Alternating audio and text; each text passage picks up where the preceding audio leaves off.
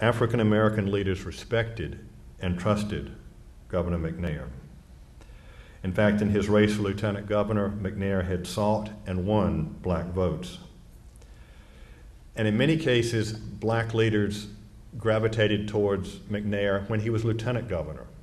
With all due respect to Donald Russell, first of all, he was a protege of Jimmy Burns, a staunch segregationist.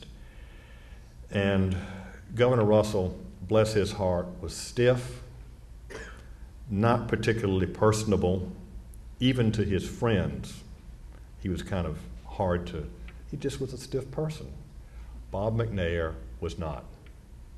Genial, easy to get along with, and there was no falsity about him. If he asked you to sit down and let's talk this over, he meant it. He didn't come there with a pad and pencil and, let's talk about this right now. People got along with Gov because he exuded, first of all, confidence in who he was, but second of all, when he had made his decision with others that this is the way South Carolina needed to go, he knew where he stood, and others knew where he stood.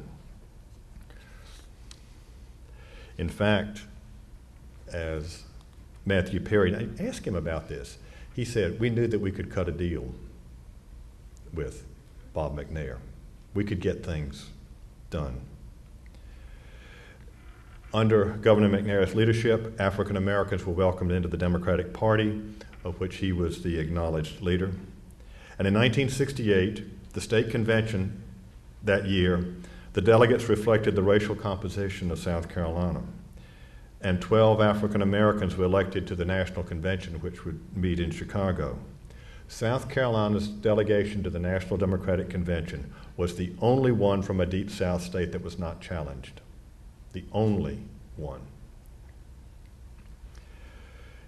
And then we have the result of Governor McNair's welcoming all South Carolinians into the Democratic Party. In the last election in his office, he was the governor. 3 African Americans were elected to the General Assembly in 1970, the first black legislator since 1895. Herbert Fielding of Charleston, and I.S. Levy Johnson and James Felder of Richland County. Now, we can talk about how things changed in politics, but one sticking point in South Carolina would be, despite the Civil Rights Act, would be public accommodations. Things had changed in most of the cities in South Carolina in 1963, but they hadn't in Orangeburg. And that's where the tragedy begins. It has to do with public accommodations. It's not voting rights. It's access to a bowling alley right across the street from the college campus. Now, the details are well known. In fact, Phil Gross, in his wonderful book, has a whole chapter on Orangeburg. But the bottom line was the owner refused to let young black men who lived across the street bowl there. The subsequent escalation of tensions led to violence and bloodshed. But this had been built, this wasn't something that happened overnight. This had been building over the decade. It's basically Orangeburg was one of the, as a town, was a holdout with the racial accommodation and the middle way that was taking place across the rest of South Carolina.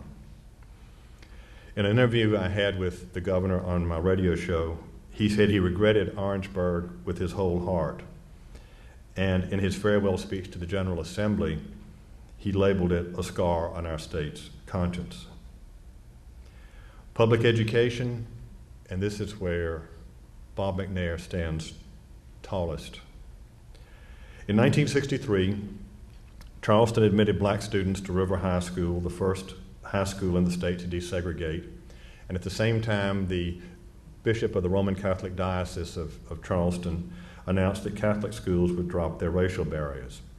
And across the state, something called freedom of choice was put into some school districts. Now, under freedom of choice, it was a plan where parents could petition to have their child admitted to a school where they were not in the majority. Now, this resulted in token integration. A handful of black parents were willing to petition for their children, But there was always the potential for white retaliation in places like Orangeburg. You want your child to go to school? Who do you rent from? Who do you work for?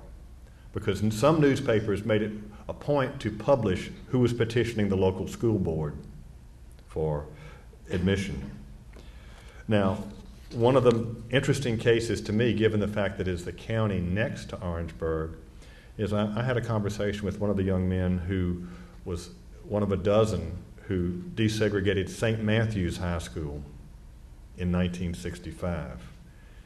He said, you know, unlike a lot of places, he said, I've talked to folks who might have gone to Greenville High and what have you. He said, we never had a real problem. He said, yeah, we were scared at first, but we didn't get knocked down the stairs or we didn't get spit on.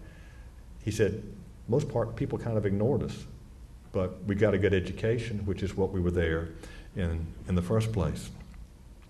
But freedom of choice was not that widespread. In fact, by 1969, only 12 of the state's 93 school districts had made any attempt to implement any sort of desegregation.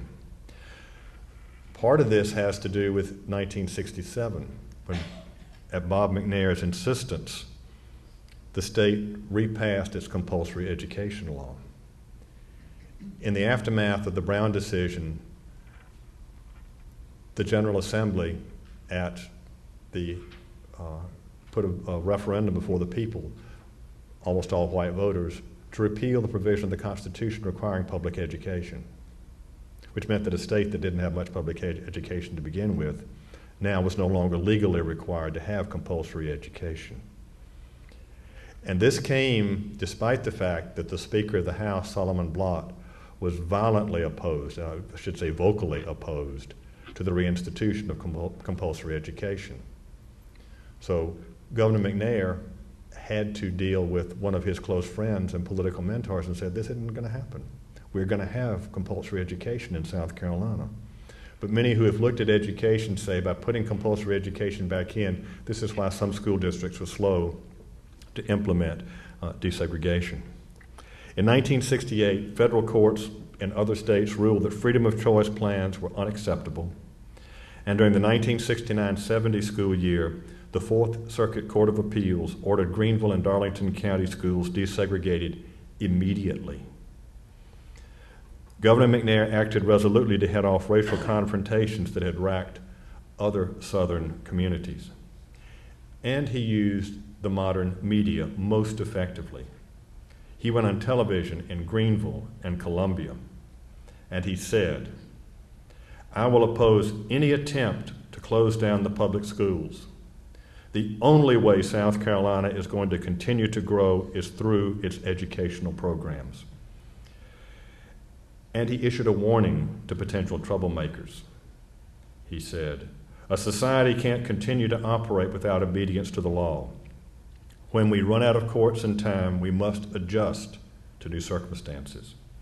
Later, in a press conference in Greenville, after his TV address, he said, we've seen what defiance led to in Arkansas and Mississippi and Alabama. Our state has built an image of obedience to law, to decency. No society can continue to operate without obedience to law. Well, in neighboring Darlington County at Lamar, there was violence. Mob overturned a school bus, and one of the myths about Lamar is the bus was turned over with school children in it. That is not what happened. Empty school bus was overturned. And the state of South Carolina prosecuted the leading rioters and convinced an all-white jury to send them to prison.